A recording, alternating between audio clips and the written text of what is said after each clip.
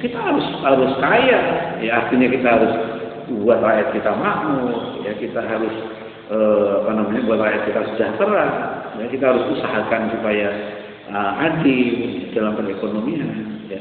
Tapi itu bukan tujuan, ya.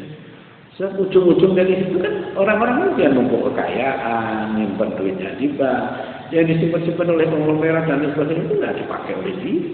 Itu bukan harta dia, itu punya ahli warisnya. Ya, yang betul-betul punya ahli waris, yang punya dia itu ya dia yang dia sedekahkan, dia infakkan, dia wakafkan, itu yang punya dia. Nah ini kan nggak ada pelajaran dalam ilmu ekonomi seperti ini. Ya kita bersyukur sekali, alhamdulillah ya di berbagai kampus sudah ada prodi ekonomi Islam, malah sampai ada yang S3 seperti di UNER, di Trisakti, ya, di UI itu sampai master ya, ekonomi Islam. Nah ini kan sudah ada ya, jadi ekonomi Islam ini bukan semata-mata ya berdirinya bank syariah, bukan semata-mata itu, tapi lebih penting adalah menjadikan wahyu ya, bagi orang Muslim gitu ya. Untuk memandu. Jadi saya kira bagus ya. Saya usulkan itu kalau presiden itu ada gerakan sholat duha, gerakan baca Al-Quran, gerakan ini. Ya, mudah-mudahan itu pelan-pelan gitu ya, kita menjadi semakin baik negeri kita. Ya, karena kita ini ingat ya, pemirsa sekalian ya, dan kita mengimbau juga kepada para pemimpin kita.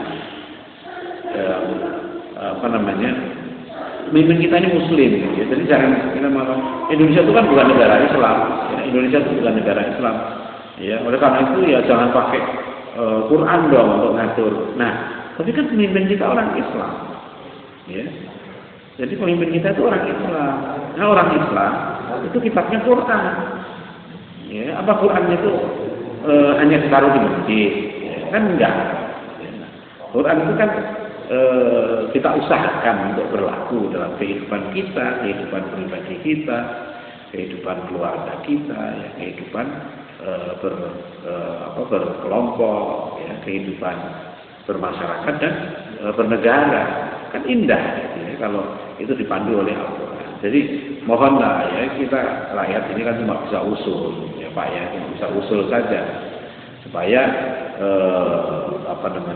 tujuan hidup kita ini jelas. Di akhirat nanti kalau kita ditanya oleh Allah ya jelas. Kamu ngatur pakai apa tuh? Ngatur ekonomi gitu ya. Saya pakai teorinya Robert Malthus, saya pakai teorinya Adam Smith, saya pakai teorinya siapa lagi dalam pakar ekonomi gitu ya. Nah, kenapa kamu nggak pakai nanti ditanya oleh Allah? Gitu. Kenapa kamu nggak pakai Al-Quran? Gitu ya? Kenapa kamu nggak pakai wahyu? Ya itu apakah kemudian kita gimana jawabnya juga bapak sekalian gitu ya, yang sekarang sedang memimpin itu apa kita apa yang akan dijawab nanti di akhirat gitu.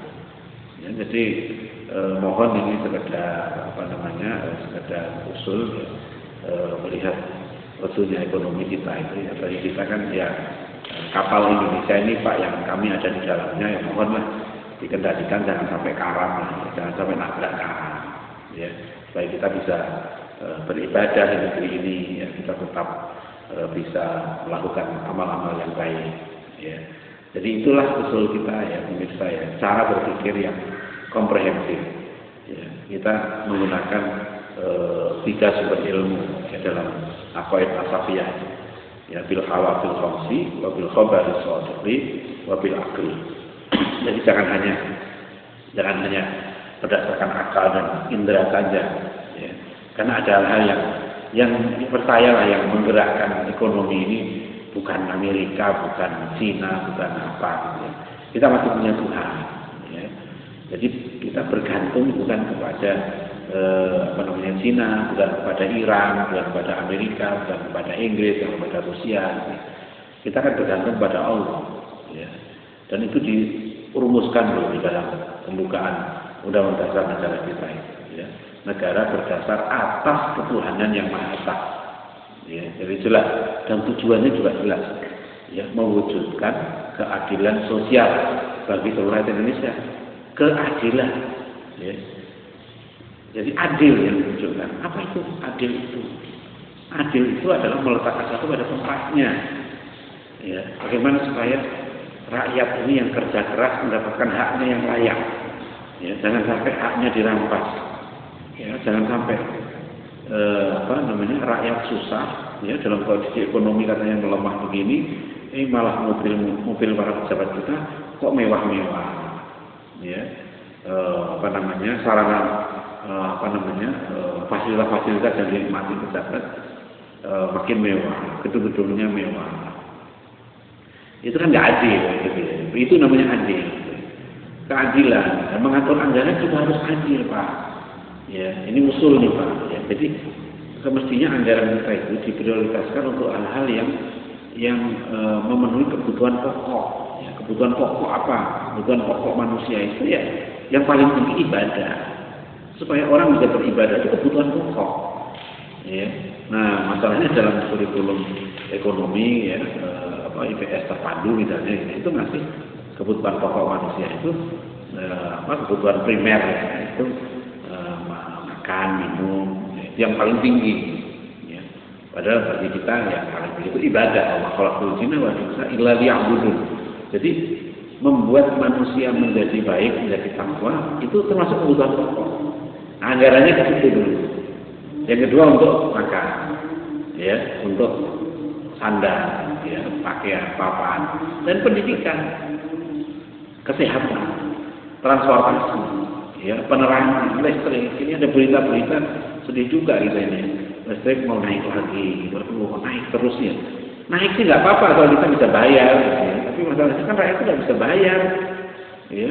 Sudah bebannya makin berat, ya, mata uang rupiah nilainya turun, ya, inflasi naik dan seterusnya, harga-harga naik, ya, minyak naik, BBM naik, kemudian listrik naik lagi.